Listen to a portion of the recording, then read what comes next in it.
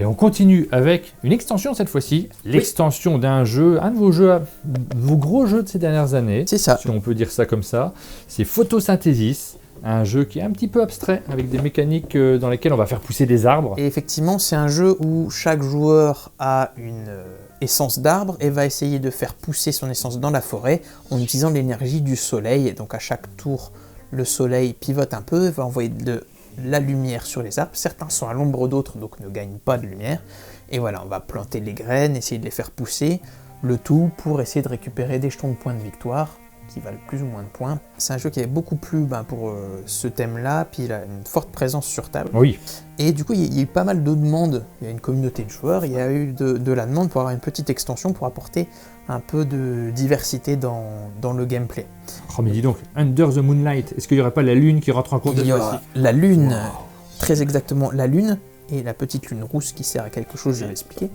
Donc c'est une extension qui a 3 modules. Oui. Un module principal, comme vous l'avez compris, qui est l'énergie lunaire. En gros, en plus du soleil, à chaque tour de jeu, il y a la lune qui va produire de l'énergie lunaire. Elle va produire de l'énergie pour des petits animaux. Au début de la partie, chaque joueur va avoir 2 animaux, va en choisir un. Chaque animal a des pouvoirs qui lui sont propres et qui vont venir influencer complètement la stratégie de jeu. L'écureuil va aller manger des graines, le blaireau va pouvoir permettre de déraciner plus facilement des arbres. Donc ça va apporter de la symétrie et de la nouveauté parce que à chaque partie on pourra jouer un animal différent, on va revoir sa stratégie de jeu. Oui. Donc ça c'est le gros module.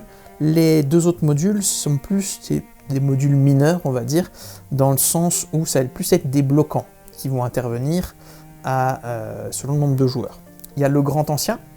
C'est un arbre qui va venir être positionné au tout début de la partie et qui va faire de l'ombre, que ce soit pour la lune ou pour l'énergie solaire, sur un niveau 4, donc même plus que ça, sur toute la ligne. Et les pierres lunaires, elles vont venir selon le nombre de joueurs, notamment à 2 joueurs, on va mettre les 3, pour venir bloquer un peu quelques emplacements et réfléchir l'énergie de la lune.